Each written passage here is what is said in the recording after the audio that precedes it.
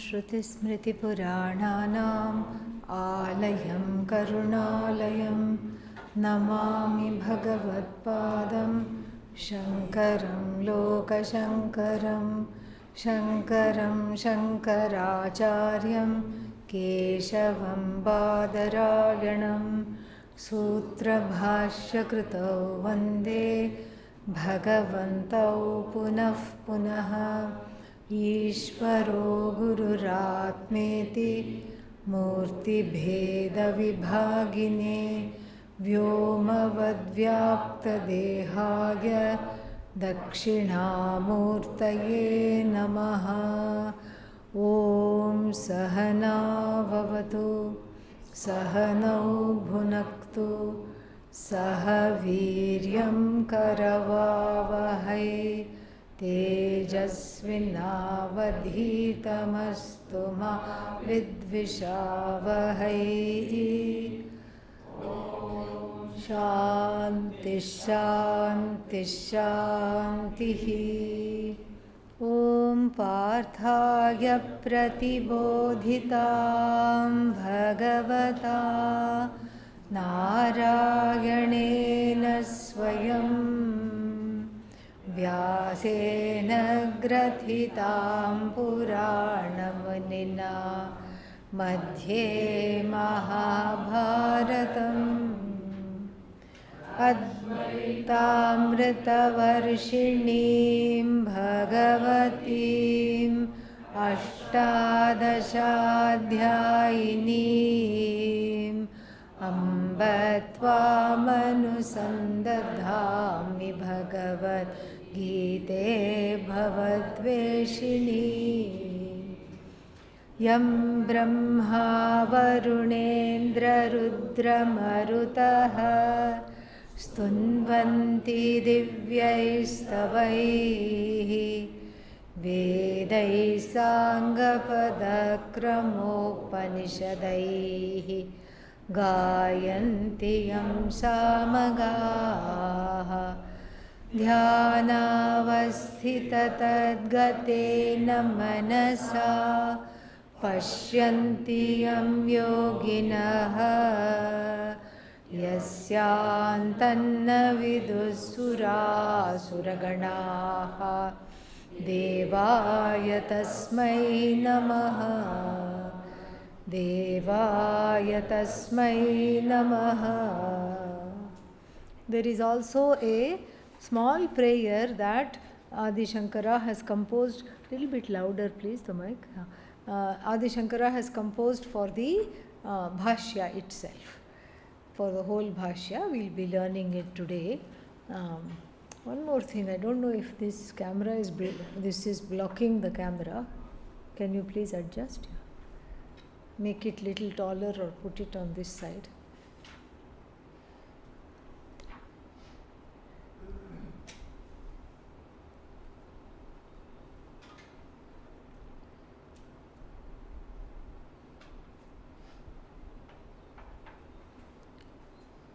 Oh, if it's on this side, it can be lower. No? It's okay? Yeah. So, this is a small thing he composed. It's not unusual. Also for the Taittiriya Upanishad, he composed 3 verses which we chant when studying the Taittiriya Bhashya. So, this one goes like this. Om Narayanah Paro Vyaktat Om Narayanah Paro Vyaktat Andamavyayasambhavam Andamavyayasambhavam Andasyantastvime lokaha Andasyantastvime lokaha Saptadvipa cha medini Saptadvipa cha medini. It's there in what I sent for you yesterday. It is there, you can look. Ashocyananvashocastvam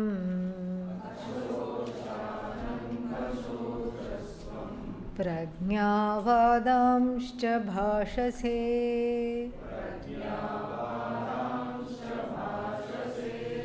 gatasu nagatasumscha nanushocanti panditaha.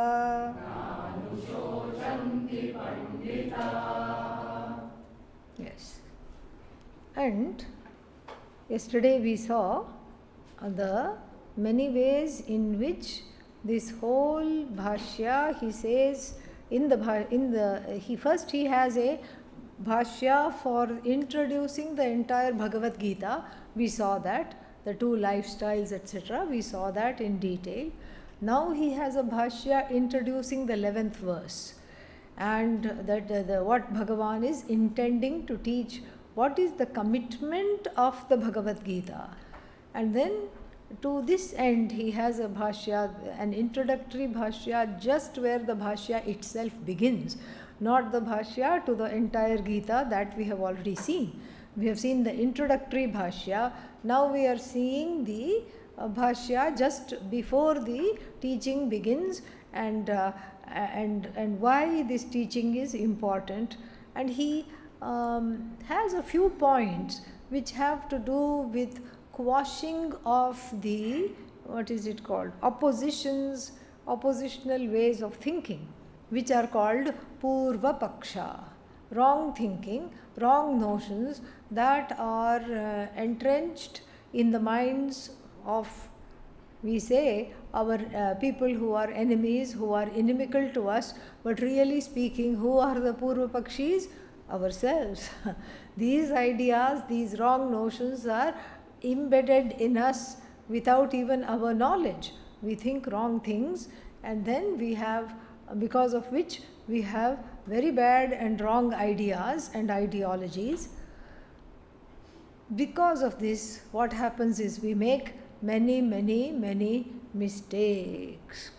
And the main mistake is in not understanding what is the commitment of the Bhagavad Gita, how is it aligned to my freedom, and that it is not a karma shastra. Karma shastra means a shastra, a teaching of action, but a teaching for moksha. It's a moksha shastra, not karma shastra. We have to understand this, and therefore there is a lot of preparatory bhashya to knock off these Purva Pakshis.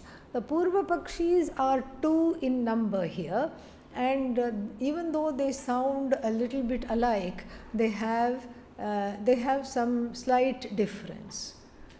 One is the general Purva Pakshi who is going to be beaten up and sent away, and who is that? The one who says it is karma that frees. Because in anything you have to just do karma, and karma alone frees, and so I can use karma in order to gain moksha. That is the first variety of Purva Pakshi that we will encounter and we will dismiss.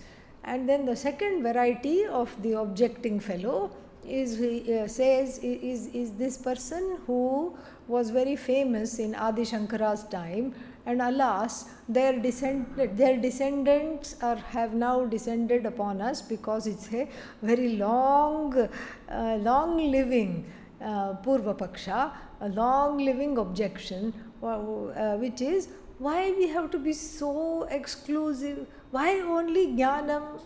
Little bit of moksha, little bit of samsara. See how nicely they can mix together and go. Little bit of karma, little bit of jnanam, and we mix them. Everybody likes karma, don't they? Yes, I love karma. In fact, I wouldn't know what to do with myself if the karma wasn't there.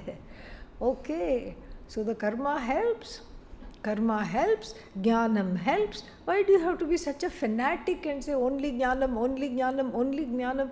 These Vedantins are stupid. They are just trying to justify their own existence by saying kevala jnanat, jnanadeva tu kaivalyam. This moksha is gained only by jnanam, only by jnanam.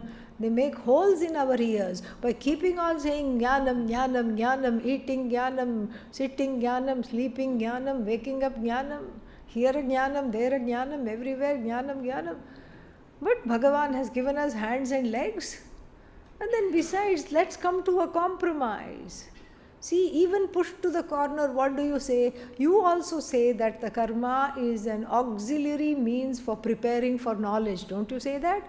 Yes, we say that. Okay. And here is where the Purva Pakshi takes off. And the Purva Pakshi tries to marry the action with knowledge and leading to a philosophy called Jnana Karma Samuchaya. The phrase will come as we are reading this. Jnana Karma Samuchaya. Little bit of jnanam and little bit of action leads to, is a recipe for moksha. 2 parts action, 1 part knowledge is equal to moksha, something like that.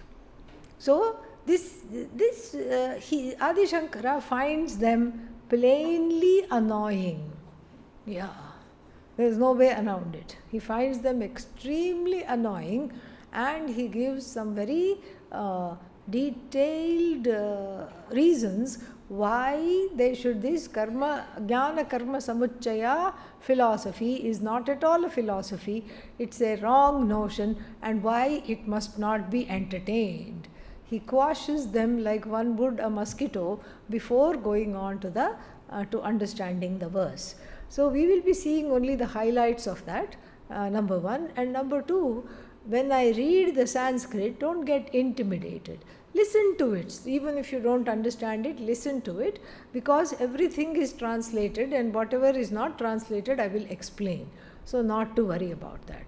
Okay. So then,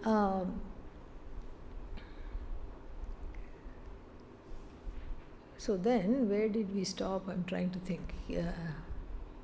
Tatra evam sati dharma dharma upachayat. Yes. So now the shoka and moha, we saw that.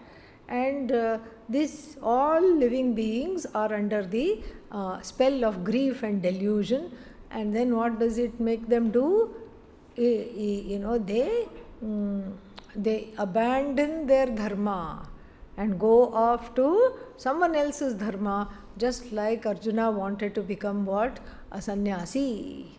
They abandon their dharma, go to some other dharma, and then this is one of the problems. And then he says that this is on the top of page 35, if you care to follow along in the Bhashya. Tatra evam sati dharma adharma upachayat ishta anishta janma sukha dukha samprapti lakshanaha samsaraha anuparato bhavati ityatah samsara bija bhutau shoka mohau. This shoka and moha is because of what? Dharma adharma upachayat. The increase in papa punya. Dharma here means punya. Adharma means what? Papa.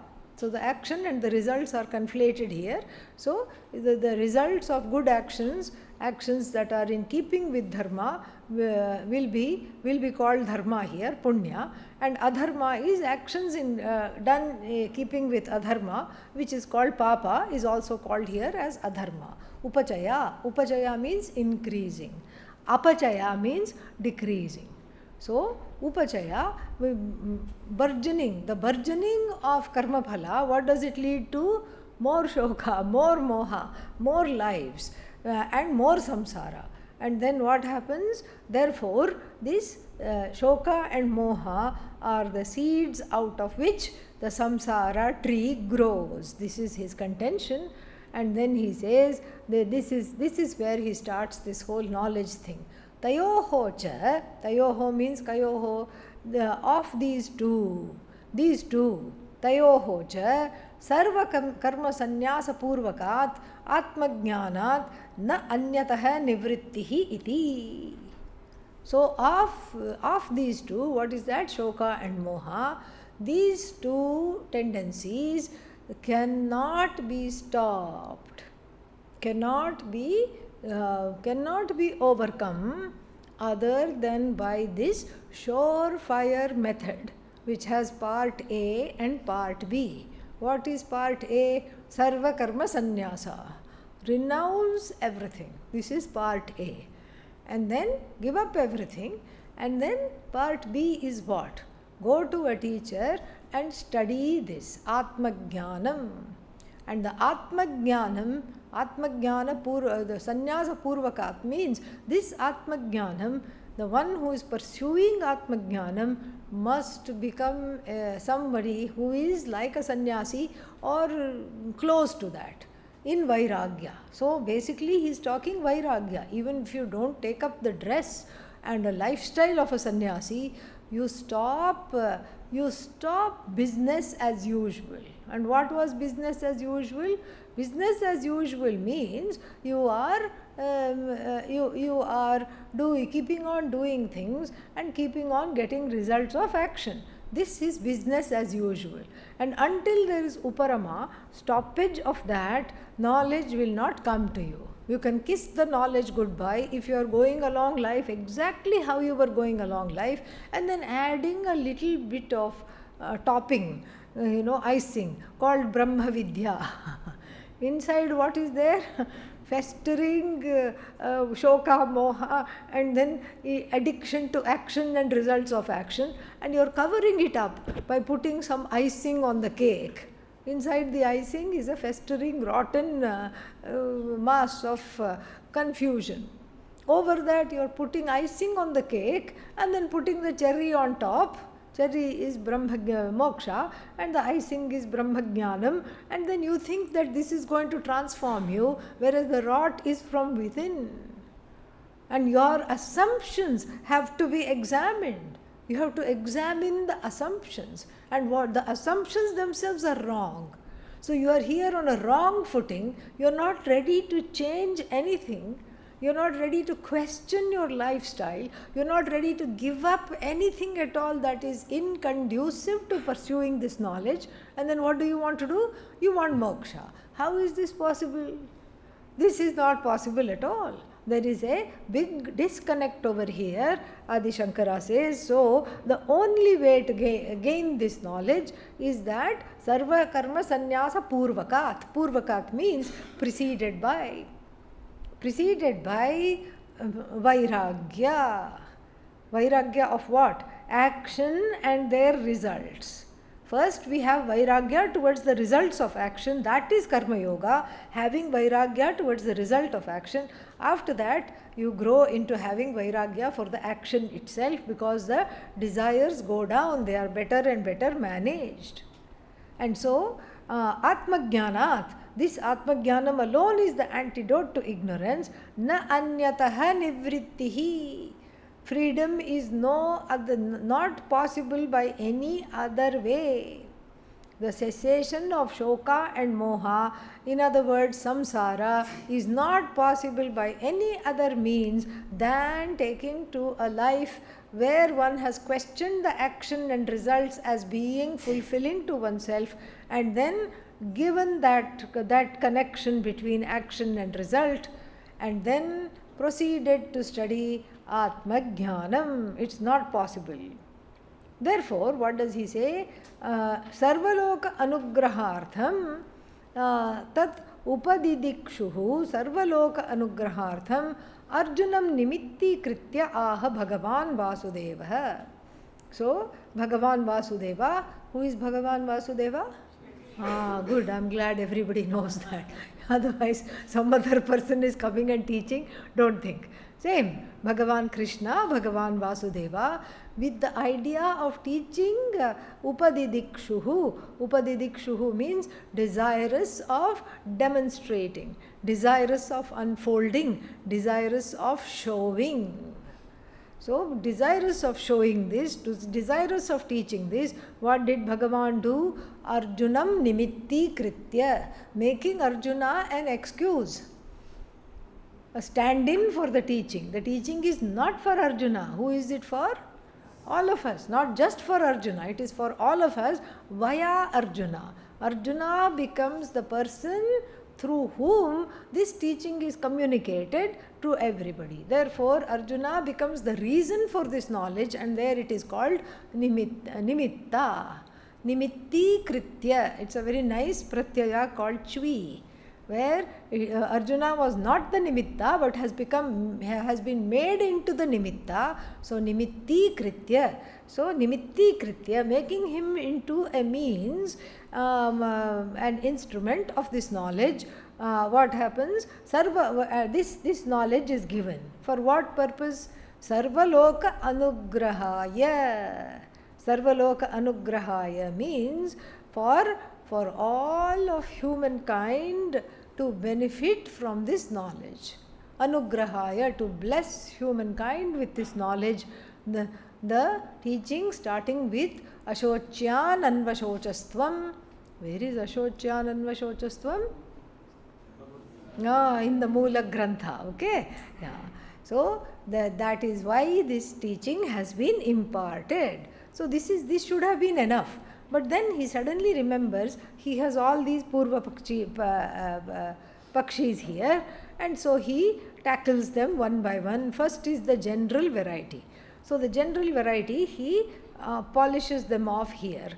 In the first paragraph we get their viewpoint, he presents their viewpoint, and then he throws a few stones and dismantles that viewpoint. Let us listen.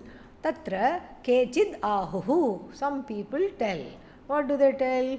Sarva karma sannyasa purvakat atmajnana nishtha matrat eva kevalat kaivalyam na prapyate eva. So what do some people say? That preceded by renunciation, sarva karma sannyasa purvakat, and then followed by atmajnana nishtha, the proper assimilation of this knowledge that I am free, is not enough for moksha. Moksha has to be generated. Moksha has to be cooked up. And in the recipe, one part karma, one part jnanam. Simmer, cook, simmer on a low flame. This is their idea. And so first they say this is not enough. Why? Because he says kim tarhi, he doesn't say, he presents their view, kim tarhi agnihotradi shrauta smarta karma sahitad jnanat kaivalya prapti iti sarvasu gitasu nishchitaha arthaha asti. So they have not read the Bhagavad Gita properly, poor things. Yeah.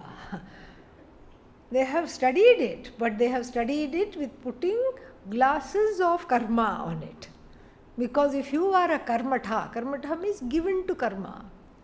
Who is not given to karma? Raise their hands. The whole world is given to karma. In fact, what are we doing from morning to night? Karma. The act of getting up from bed, karma. Brushing teeth, karma. Taking shower, karma. Going for meditation, karma. Going for breakfast, karma. Doing puja, karma. Oh, from morning to night, what are you doing? Karma, karma, karma, karma, karma. And then lunch time, little different, korma. But then again, karma. It's all karma all the time. How are you free from karma? Are you free from karma? These general people will ask. No. And then what is Arjuna told? Tasmat kuru karmatvam. Please do your action. Please do your duty. Uttishta. Get up. Fight. Yuddhaya krita nishchaya. Make the decision. Do your duty. Do your duty. We are pounded with the whole message of doing our duty all the time, and then this is what is that, talked about in the Gita herself. And then 3 kinds of karma are discussed, religious karmas. First is nitya karma. What are they? Every day mandatory duties, compulsory duties, religious duties, puja, etc. And then second one is that, the nitya karma, agnihotra, etc. Shrauta karma. Shrauta karma means what the Shruti says we should do. how we should do, like giving danam, giving of cows, and to various poor people in society, sharing of food, bhuta yajna, this yajna, that yajna, all come under Shrauta karma. Then, as though that is not enough, some other people have also, sages have also compiled what is called Smarta karma, the karma arising from the study of Grihya Sutras. There are 4 in number, Apastambha, Gautama, like this. 4 sutras are there to which everybody traces their lineage. And each one has iti kartavyata. How will the followers of the Apastambha Sutra be doing a particular puja, as opposed to the people from the Gautama Sutras? People following Gautama Sutras will be doing something different. And this is very clear even to a child raised in India, because even if you go to a wedding, there the people from the usually it doesn't go to the people themselves, because most of the people are not very familiar with these sutras, but it goes to their representatives, the pandits. The priests who come will be squabbling and they will say, oh, you apastambhiyans are ridiculous. You always do this and make everything so long. When will the marriage be over? And we have to get to the end of this. And then those other people will say, yeah, you people are known for your shortcuts. This is not, we are going to put our foot down and all these auxiliary rites must be completed. Otherwise, we will not allow these 2 people to get married. So they will go like this. And then we see the negotiations between the priests of the 2 sides. Sometimes even the sambandhis. What is sambandhis in English? The relatives, the groom's parents and the bride's parents, they also have a go at it. And then they also say, no, our family, we always do this. What is this? This is inauspicious in your family. How can you do this? And so then they somehow come to an agreement. So that's how we know these. And then so these people's contention is that Agnihotra karma, Nitya karma, which is given in the Shruti, Shrauta karma coming from the Shruti, and Smarta karma, this is called Smarta. Smarta, not smart, okay? Yeah, it's not smart at all. But it is Smarta from Smriti. Smritehe idam Smartam. So Smarta means that which is born of the Smriti. Smriti means all these Gita, this Gita is also Smriti, but these sutras. So then, they say that all this has to be done. Sarvasu Gitasu Shrauta Smarta Agnihotradi Karma Sahita Jnanat Kaivalya Prapti iti. Then the Kaivalya Prapti, Moksha Prapti, the gain of moksha is only possible how? Through the combination of Agnihotra, Smarta, Shrauta. So then, Jnapakancha ahu asya arthasya, in support of their view, what do? They quote selectively from the Bhagavad Gita various verses which are over there, which are over here. I'm not going to go through them, because if I start explaining each one of them, then we'll be here forever. Okay? Yeah, what we want is for the forever. We don't want to be here forever. So just trust me when I say that there are many verses in the Bhagavad Gita which say, please do your duty and shine. Please do your duty and get this knowledge. So here they don't understand, please do your duty to prepare for this knowledge. They say, take it directly, and then they think that this all has to be done together, and they selectively quote. So karmani eva adhikarahate, and then kuru karma tasmatvam purvaihi purvakritam. Your ancestors also did the duty, and you also do the duty. And as though this was not confusing enough, they also hold the view that you have to keep doing the duty until you die, forever and ever and ever. And that's why most people don't come for Vedanta. You call them for a 3-month course. Come, there is a 6-month course, there is a 3-month course. They'll say, of course not. Who is going to take care of the Bhagavan in my house? Who is going to give dhanam? I have to do 5 kinds of yajnas. Bhuta yajna, I have to give to all the animals. in the vicinity. I have to feed the lesser ones, those who don't know how to ask for their food, and nobody else is feeding because of deforestation and all. They find it hard to forage for their food. I have to take care of them. Manushya Yajna. I have to feed a guest every day. Not that they'll be feeding, but they will say it at that time. And then what else? Rishi Yajna. I have to give the debt back. I'm indebted to the gurus, so I have to give pujas and oblations for the gurus. Deva Yajna. Deva Yajna means all the deities have to be taken care of. Atithi Yajna.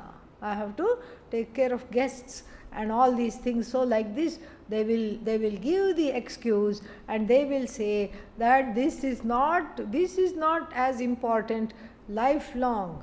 Yavat jivet agnihotram juhuyat. There is a statement in the first, what is that called? First portion, Karma Kanda of the Veda. There is a statement, Yavat jivet, as long as you are alive, keep doing Agnihotra. But we have to be clever enough to read through the lines. We have to see that until you get the bug for this knowledge, until you are bugged by your own notion of bondage, keep doing this karma. That is what it's trying to say. These people don't understand. So, with this introduction, let's see.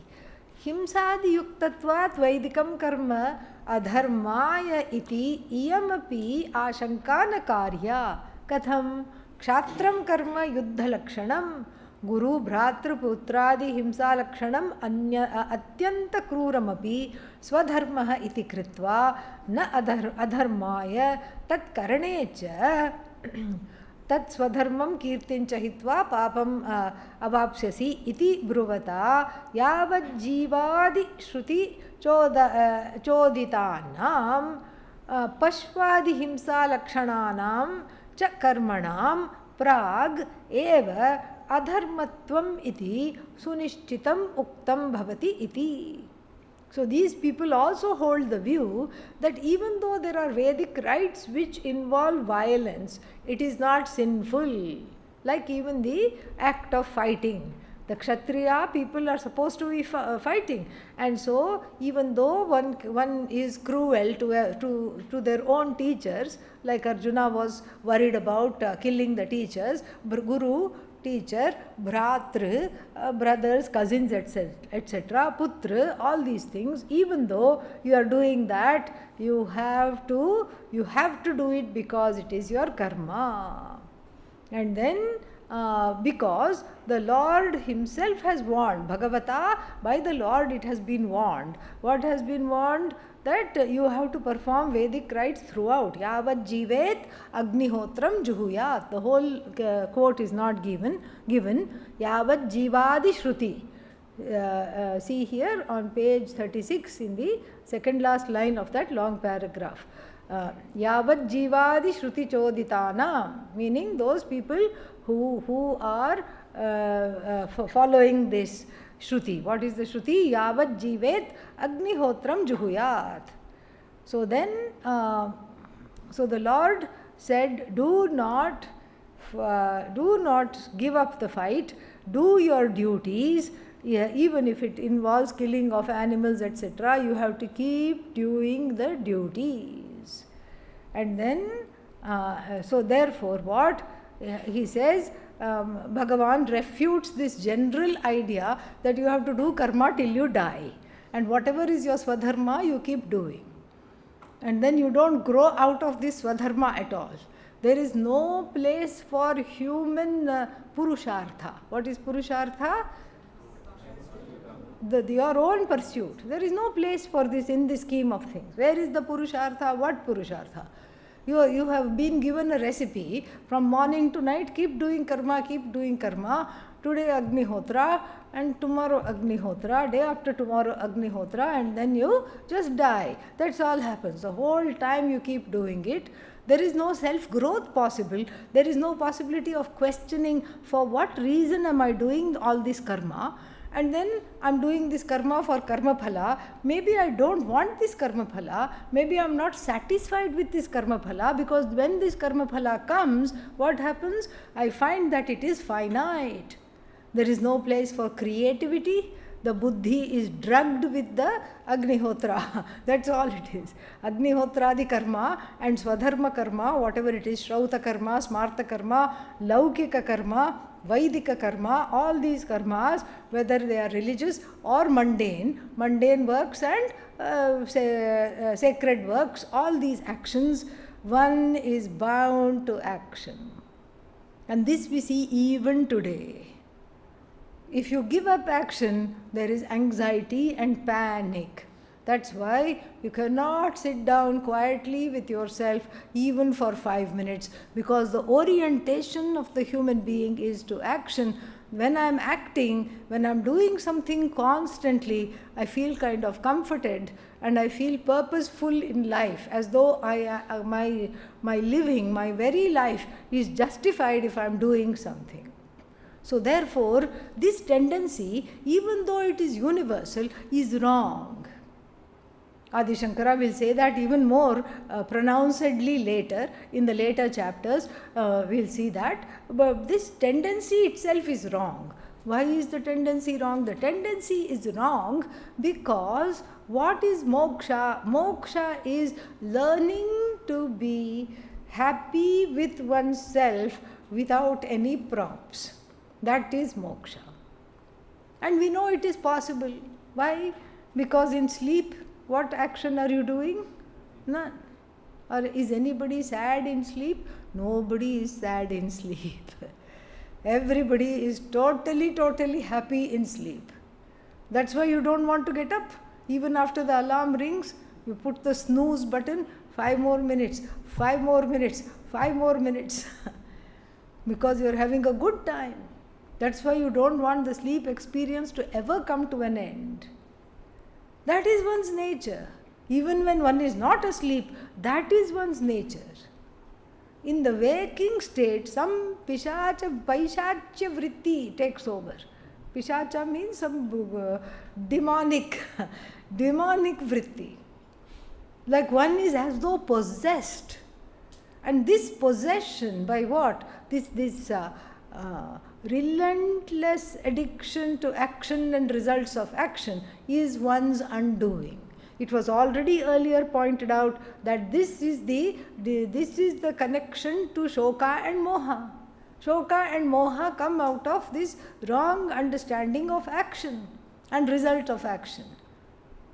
I am deluded, therefore I am just constantly acting, and then I don't like the results of action, therefore I am constantly sad.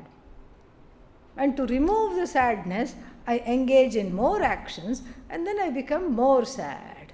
In other words, one is digging one's grave. Even though one has many years to live, already the grave is ready. Only thing left to do is lie down in it, but I can't do that because I'm addicted to action. So this is the quandary, and then addressing this quandary, Adi Shankara says, very beautiful Bhashya here. He says, Tat asat, this is not true, this is completely wrong. Why? Jnana karma nishthayoho vibhaga vachanat buddhi dvaya shrayayoho ashrayayoho. Because he said this view is immediately squashed. This wrong view, which we have been criticizing up till now, that you have to do duty till you die, is immediately squashed by what? Go read the introductory Bhashya. Adi Shankara appears to be saying, oh, but I forgot what that was. That was in my last Janma that I read the introductory Bhashya. Don't make me remember it right now, because I'm not ready for a Vedanta quiz, at least not today. Then for those people he will say, don't worry, I will summarize it for you here. But before that he says, by way of introducing this summary, he says, the whole idea of having two lifestyles. Now are you remembering the introductory Bhashya? Say yes, even if you don't want to say yes, okay? Even if you want to say no, what do you say now? Yes, I remember. Okay, yeah. Because I also need the enthusiasm to go on. So this was all about the two lifestyles. Not two kinds of knowledge. No, two lifestyles for the same goal. The goal is the same. The goal is freedom from doing. And you can get freedom from doing by learning to do everything properly. Properly means cutting the cord between karma and karma phala and doing the karma for self-growth rather than producing karma phala. Or B, you can drop off karma if you are ready, and if you have the emotional maturity to do so, if you can do it, you can drop the karma and then go for knowledge. So knowledge is the goal, moksha is the goal, and that moksha is attained by knowledge alone. This we have to write it down, we have to tattoo it on our foreheads as jignasus. And then look in the mirror every day, because you have to be able to read it. So you have to really tattoo it, because otherwise all these wrong ideas come. So moksha is by knowledge. Why? Remember the glasses example. If my glasses are stuck on my head and I am looking for them everywhere, no amount of action is going to produce them. I have to be told, you are already the possessor of the glasses which you think are lost, which you think you don't have. And so this is it. This jnanam alone gives moksha. It's as though production of that which doesn't need to be produced. This knowledge alone gives moksha. How to pursue this knowledge? There are two lifestyles. One is you are pursuing many other things. You cannot drop all these things. You know that. You know you are addicted to this karma. You can't drop the karma. Just because the teacher said drop the karma, come to knowledge, I am unable to do that. I have people to see, places to go, things to do. I can't drop everything. I have responsibilities. And I can't drop everything. All right. There is a way for you to pursue this. You pursue the studies and you get ready for this dropping. At some point you can drop. How do you get ready for dropping the doing? By doing. A very interesting paradox. By karma alone, by doing the karma that I am assigned properly, I grow into becoming akarta, abhokta.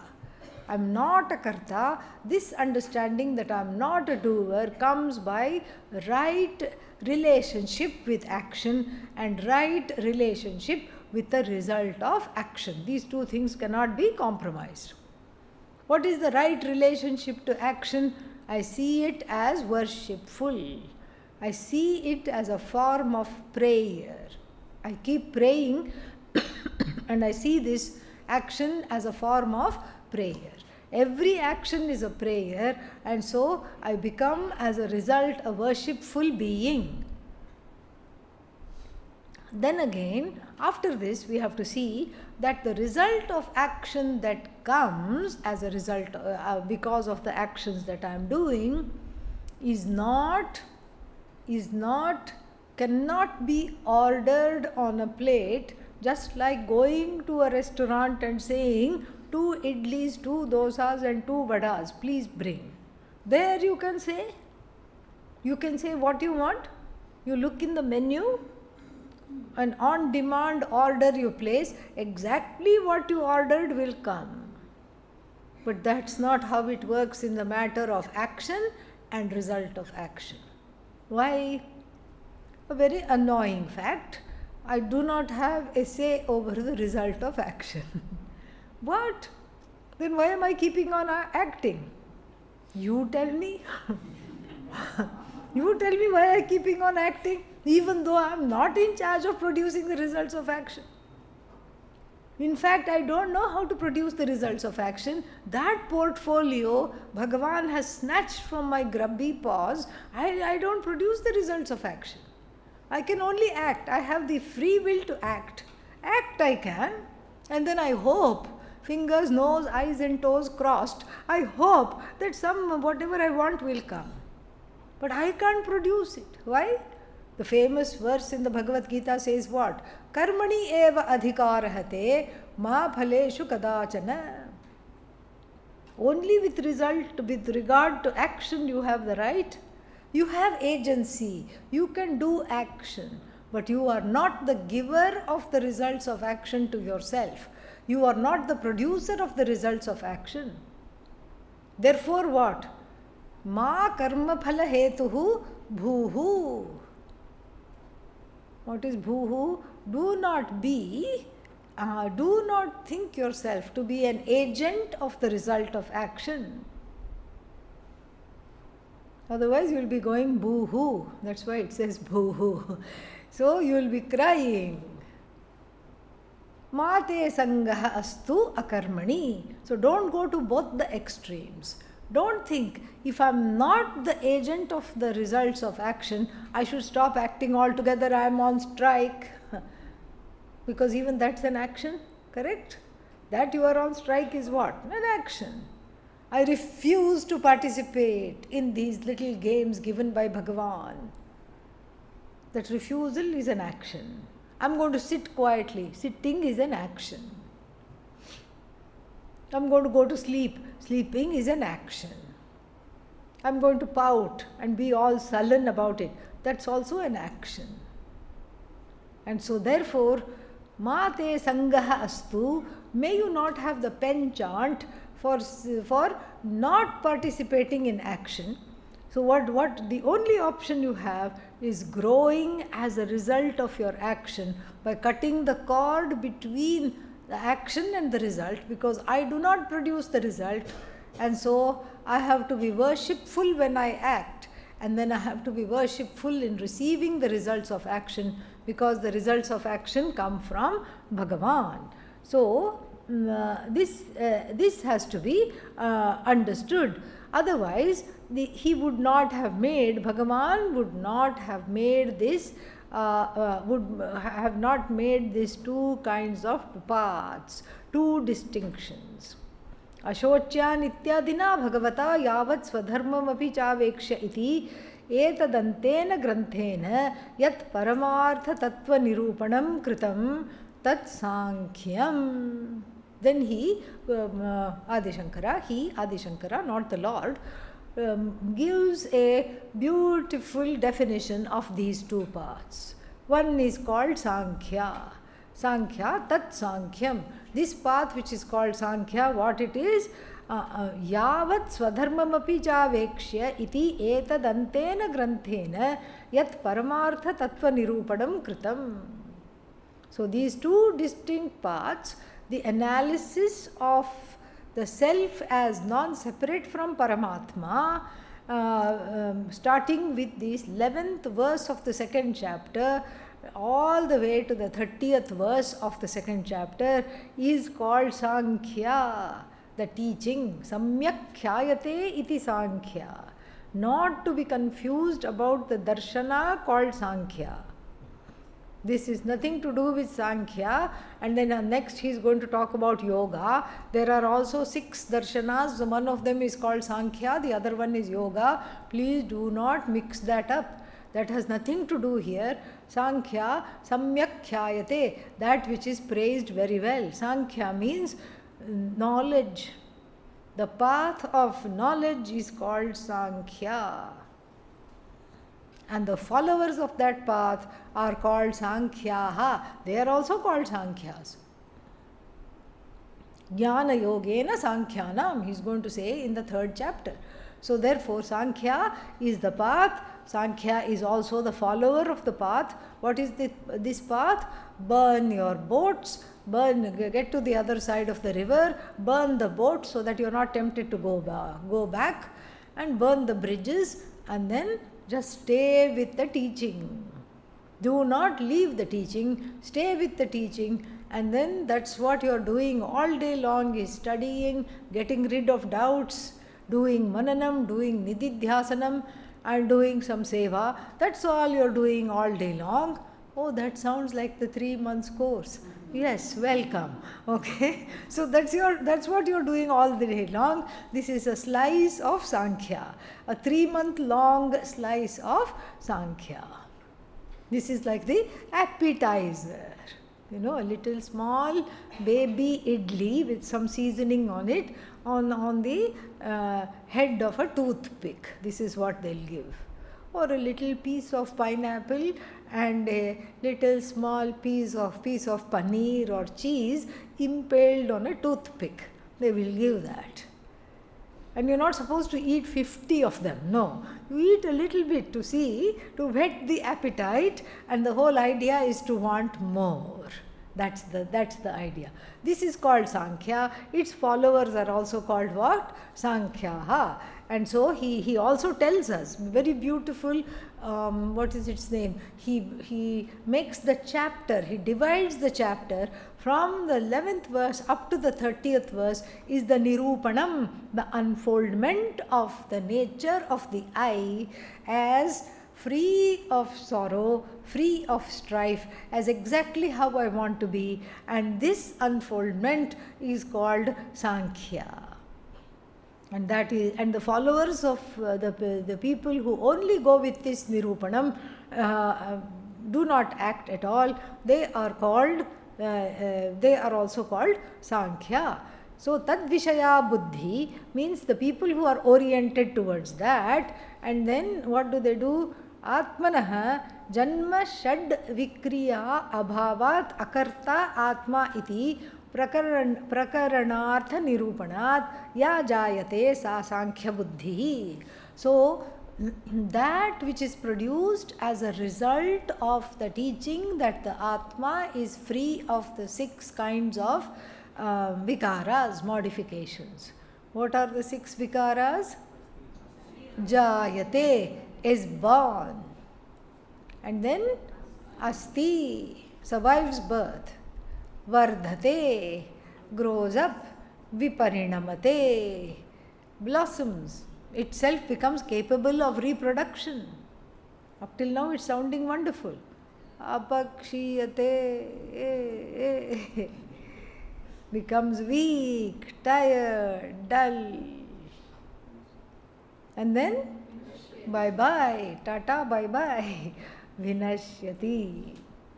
These are the 6 things that happen to what? Don't say me, wrong answer. These are the 6 things that happen to the body, to the mind, to the senses, not to me. And why? Because I am not the body.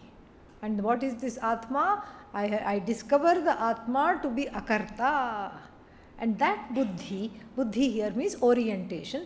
That orientation is called Sankhya, and the followers of that philosophy are called Sankhya Jnanis. Those Jnanis who follow this view are also called Sankhya.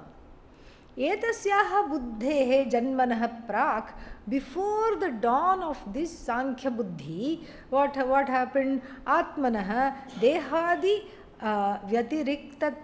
व्यतिरिक्तत्व कर्तृत्व भोक्तृत्वादि अपेक्षः धर्म अधर्म विवेकः पूर्वकः मोक्ष साधन अनुष्ठान निरूपण लक्षणोः योगः तद्विषया बुद्धि योग बुद्धिः सा येषां कर्मिणाम् उचिता भवति ते योगिनः. Before this knowledge, what is the knowledge? Atma is not the doer, and then Atma is the same as Paramatma. There is no distinction. Before this knowledge dawns in the heart, what is there? The feeling that I am a distinct and separate individual. I am a jiva separated from all the other jivas. I am a jiva separate from Jagat. I am separate from Ishvara.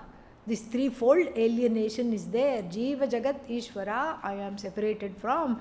This feeling is there, and because of this feeling, what is that? I am not able to see myself as Akarta. So for me, what is the way forward? To do the karma without getting addicted to the results of action, to use the result of action for my own growth. And this is put very beautifully. He says that before there is this knowledge dawns, to see the body as to see oneself as one sees oneself as doer and the enjoyer, and I want to have extra punya and very little papa, etc. Then for such people, the spiritual practices conducive to the attainment of the buddhi called Sankhya Buddhi, those spiritual practices are called yoga.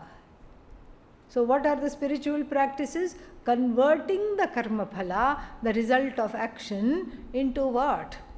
Into an excuse for self-growth. Receiving everything as prasada. He doesn't go into all that because he knows he will be explaining it later.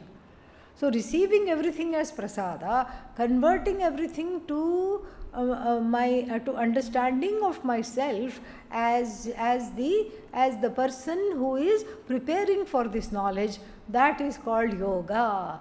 For whom this yoga buddhi, this yoga lifestyle is appropriate, they are called yogis. In other words, karma yogis. Okay? Yeah.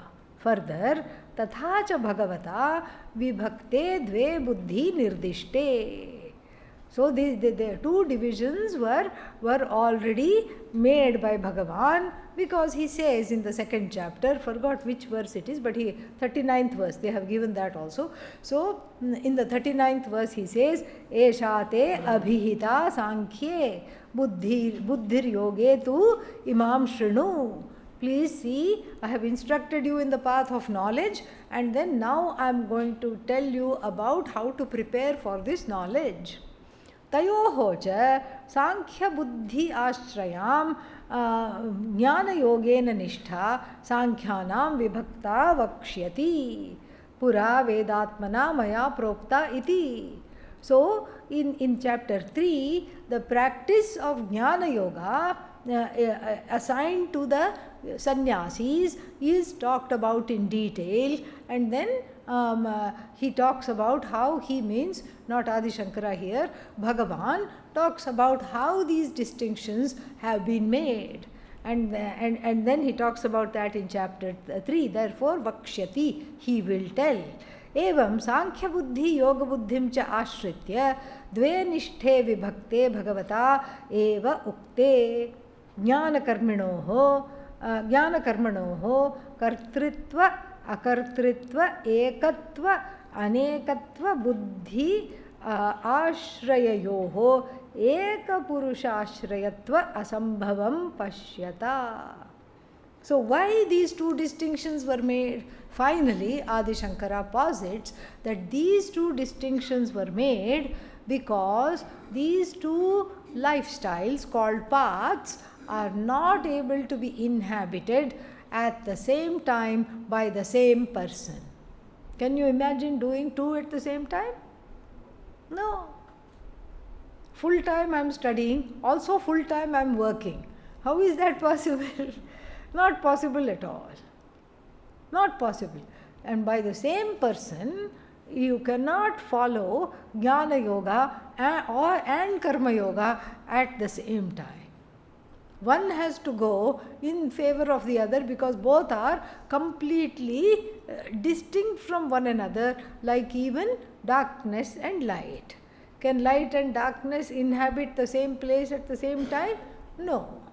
Wherever there is light, there cannot be darkness. So similarly here, jnana and karma cannot occupy the same buddhi at the same time. Therefore, these two distinctions were given. You see what a lovely, brilliant introduction to the takedown of, what is that? Takedown of this jnana karma samuccaya philosophy. यथा एतद् विभाग वचनं तथैव दर्शितं शाथपथीये ब्राह्मणे एतमेव प्रव्राजिनो लोकमिच्छन्तो ब्राह्मणाः प्रव्रजन्ति इति सर्वकर्मसन्न्यासं विधाय तच्छोषेण किं प्रजया करिष्यामो येषां na ayam atma, ayam lokah. So this distinction which is made in the Bhagavad Gita is already there in the Shatapatha Brahmana, which is got Upanishadic validation, because it is part of the Brihadaranyaka Upanishad. In the Brihadaranyaka Upanishad alone, this is given. And why does he quote the Shatapatha Brahmana? Because he wants to be sure that we know that this twofold path or lifestyle has Upanishadic sanction. Otherwise, Gita is written from the head of Vyasa. Vyasa must have made up these distinctions. No, this is there in the Upanishad. This is there in the Brihadaranyaka Upanishad, and where the Jnani says, what shall I do with work? What shall I do with karma? What shall I do with karma phala? The Jnani muses. And similarly, it is also there in the Ishavasya Upanishad, these two lifestyles, as I quoted a couple of days back. And so therefore, this has got Upanishadic backing, Brihadaranyaka backing. And why is this important? Because the Upanishad are concerned, are seen as apaurusheya. They are considered revealed. They are considered Bhagavat Vachanam. They are considered the words of Bhagavan. So Bhagavan himself, herself is saying that this is what is there. These two lifestyles are a natural progression of seeing where the people are in their life, and so there is nothing more to this. This is what has to happen. Bhagavan himself is saying this. Therefore, very cleverly, he gives two quotes here, one from the Shatapatha Brahmana and one from the Brihadaranyakam Upanishad also. So, first one is Etameva pravrajino lokam icchantaha brahmanaha pravrajanti. The Brahmanas means people interested in Brahman. Brahmanaha pravrajanti means push off. Push off where? From the world, from worldly life to forest life. Etameva means desiring this alone. Desiring this alone, and lokam icchantaha pravrajinaha. Pravrajinaha means the people who are wandering, and lokam anicchantaha, not wanting any lokas. No, not wanting any lokas. What do? They leave. They only want, no, it's not lokam icchantaha. What loka? The loka of the self they want. They want just the loka which is their own self, and therefore they abandon everything, and then they just leave, push off from their home and everything, and lead a life of study. Then this further it explains, Kim prajaya karishyamo. And after they learn the Vedanta, what do they say? What shall we do with progeny? Yesham naha ayam atma ayam lokah. This atma is our loka. The putra is not our loka. The vitta, money is not our loka. And heaven is not our loka. What is our loka? Atma is my loka. So why should I have children? Why should I get married? This is what they will say. Meaning what? That this lifestyle is already there. There is a abidance of this lifestyle is there in the Upanishad. So these two lifestyles definitely have Upanishadic sanction. And then further, then one more quote he gives, also from the Brihadaranyaka Upanishad. Pragdara parigrahat, meaning before taking on a wife. Pragdara parigrahat purushaha atma prakritaha dharma jignasa uttarakalam lokatraya sadhanam putram dviprakaram cha vittam manusham daivam cha tatra manusham vittam karma rupam pitruloka prapti sadhanam vidyam cha daivam vittam devaloka prapti sadhanam saha akamayat. So the first one, the first quotation which we saw was in favor of the Parivrajaka life, in favor of Jnana Yoga, Sankhya Yoga. The next quote that we are about to see is in favor of the Karma Yoga, the second kind of lifestyle. And here, what does a person think? A person thinks before getting the, before taking the, taking to a life of marriage, and then after knowing what is dharma, etc., after learning from the Gurukula, then the person yearns for a child. Because in the Hindu dharma, a child is the ticket to heaven. How? Don't ask. Okay? Yeah. What is the connection? Where is the child had? Right here. How is the child going to take me to heaven? As I said, don't ask. It's a known end, but the means are unknown. The child being a means is unknown. At the most we can say one needs a child to do the funerary rites. And so when the child is there and the funeral rites are done by the child, and the funeral rites is what takes this person to heaven. Perhaps that's what is the connection. We don't know. So then there are natural urges and longings in a regular human being. And what are those natural urges and longings? Adi Shankara says, I would like to have a child, and I would like to have twofold wealth. One is called Manusham Vittam. This is according to the Brihadaranyaka Brahmana.